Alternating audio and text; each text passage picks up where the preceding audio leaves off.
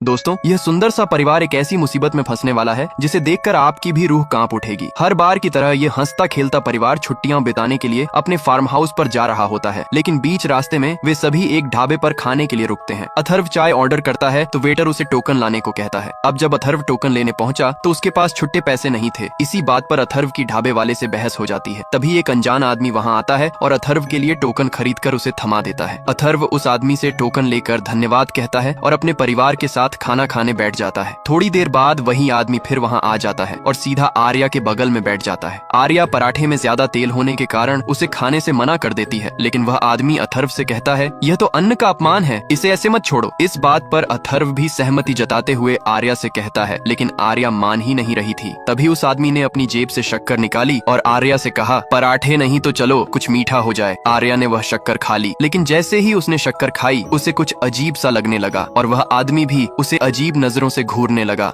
उस आदमी की दी हुई शक्कर खाने के बाद आर्य को समझो कुछ हो गया हो, क्योंकि सोचने की बात ये थी कि जब उस आदमी ने उससे पराठा खाने को कहा तो आर्य ने तुरंत पराठा खा लिया और जब पानी पीने को कहा तो वो भी पी लिया। ये देखकर उसकी माँ भी चौंक गई। अब वे खाना खाकर वहाँ से निकलने लगे थे तो आखिरी बार अथर्व ने जाते समय उस आदमी का नाम पूछा तो उसने अपना नाम प्रताप बताया। अब वे वहाँ से निकलने ही वाले थे कि तभी वहाँ प्रताप आया और आर्य को एक बिस्किट का पैकेट देकर उससे कहा कि फार्म हाउस पर जाकर इसे खा लेना। आर्य की माँ को प्रताप बिल्कुल भी ठीक व्यक्ति नहीं लग रहा था, लेकिन अथर्व को सब कुछ नॉर्मल लग रहा था क्योंकि अभी तक उसका कुछ बिगड़ा नहीं था। अब फार्म हाउस पहुंचते ही आर्य ने सबसे पहले उन दिए हुए बिस्किट्स को खाया और जैसे ही वे अंदर गईं तो वे सभी स्विमिंग पूल के मजे करने लगे। आर्य की माँ वीणा नहाने के बाद जैसे ही अपने बाल सुखाने छत पर पहुंची तो उसे वही आदमी गेट के बाहर खड़ा नजर आया और वो अंदर आना चाहता था। तभी ये बात वीणा ने जाकर अथर्व को बताई तो उसने प्रताप से पूछा, क्या तुम हमारा पीछा कर रहे हो? तो प्रताप ने बताया, अरे नहीं, बल्कि मेरी गाड़ी खराब हो गई है और मेरे फोन में नेटवर्क भी नहीं है, जिस वजह से मैं अपनी बेटी को कॉल भी नहीं कर पा रहा। प्रताप ने अथर्व से कहा, मुझे केवल अपनी बेटी को एक कॉल लगाना है। तो अथर्व उसे अपने घर में ले आया और प्रताप को फोन थमाकर ऊपर अपने गीले कपड़े बदलने चला गया। प्रताप ने जब आर्य के बारे में पूछा तो वीणा ने कहा कि वो बाहर है। सभी के इधर उधर होते ही प्रताप आर्य पर नजर रखने लगा। फोन तो केवल एक बहाना था, लेकिन उसे तो कुछ और ही चाहिए था। अब अथर्व के नीचे आते ही वह कॉल करने का जबरदस्त नाटक करने और इधर उधर की बातें करने लगा। जब आर्य स्विमिंग पूल से आई तो प्रताप ने उसे बैठने को कहा तो वे गीले कपड़ों में ही बैठ गई। ये देखकर अथर्व आर्य पर जोर से चिल्लाया। तब प्रताप आर्य से बोला, जाओ तुम चेंज करके आओ। लेकिन वीणा को शुरू से ही प्रताप ठीक व्यक्ति नहीं लग रहा था, पर वे कर भी क्या सकते थे। अब आर्य नीचे आकर प्रताप को अपनी सारी पर्सनल इन्फॉर्मेशन शेयर करने लगी, लेकिन अंश वहाँ खेलते हुए उन्हें डिस्टर्ब करने लगा तो प्रताप ने उसे डांट कर वहाँ से भगा दिया। यहाँ तक कि आर्य ने उसे ये भी बताया कि उसका एक बॉयफ्रेंड है जिसके साथ वे लद्दाख ट्रिप पर जाने वाली है। लेकिन तभी प्रताप ने उससे कहा, तुम कहीं नहीं जाओगी, तुम केवल मेरे साथ जाओगी। अब बोलो हाँ। ये सुनकर आर्य कहीं और ही खो गई, लेकिन तभी अंश की बॉल आर्य को जाकर लगी तो आर्य को अचानक होश आ गया। तभी प्रताप ने आर्य से कहा, जाओ अपने भाई अंश को जोर का तमाचा।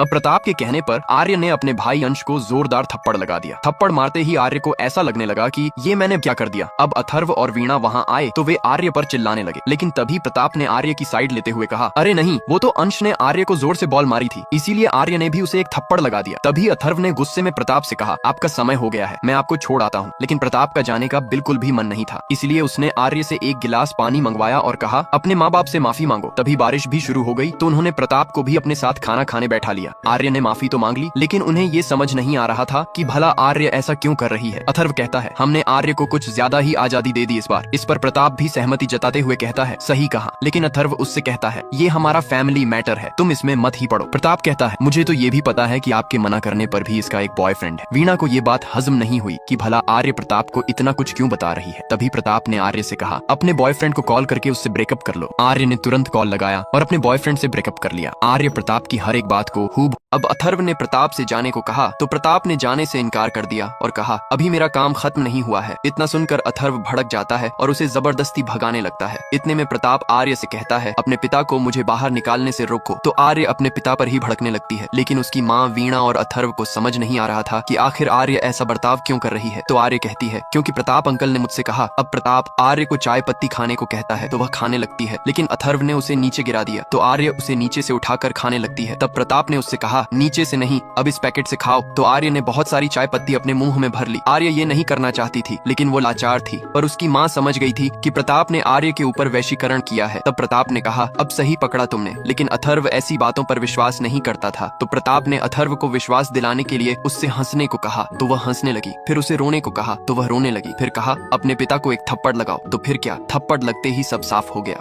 जब प्रताप ने आर्य को अपने पास बैठाया तो अर्थव और वीणा को एहसास हो गया कि हम पूरी तरह से लाचार हैं। अब अर्थव और वीणा प्रताप से कहते हैं, तुम भला ऐसा क्यों कर रहे हो? तो प्रताप कहता है, बताता हूँ, लेकिन उससे पहले तुम अपने अपने फोन इस टेबल पर रख दो। तब आर्य भी अपने फोन लेकर आ गई। प्रताप ने आर्य से कहा, अब ये फोन तोड़ दो। आर्य ने बिल्कुल वैसा ही किया और लैंडलाइन की केबल भी कट कर दी। प्रताप की धक्का मुक्की के कारण उसके पैर में मोच आ गई। तो वे आर्य से कहकर अपने पैरों को दबवाने लगा और अथर्व को बताने लगा कि मैं आर्य को यहीं से ले जा रहा हूँ। लेकिन कौन माँ बाप ऐसा चाहेगा कि कोई व्यक्ति उनके बच्चे को वश में करके ले जाए? वे प्रताप से विनती करने लगे। आर्य भी रोने लगी। तो प्रताप कहने लगा, अरे तुम भला क्यों रो रही हो? तुम्हें मेरे साथ बहुत मजा आने वाला है। ऐसा करो, एक बार जरा अपने माँ बाप को हंसकर दिखाओ। आर्य की ऐसी शक्ल अर्थव और वीणा ने पहले कभी नहीं देखी थी। प्रताप ने उन्हें धमकी दी, तुम्हें आर्य खुद मुझे सौंपनी होगी, नहीं तो कभी आगे यदि तुम्हारा प्यार आर्य के प्रति उमड़ गया तो मेरी योजना खत्म हो जाएगी। अथर्व ने गुस्से में, मैं ऐसा नहीं होने दूंगा, कहा और प्रताप से मना कर दिया। तो प्रताप ने कहा, अगर तुमने ऐसा नहीं किया तो मैं तुम्हें तुम्हारी बेटी के हाथों मरवा दूंगा और आर्य को अपने साथ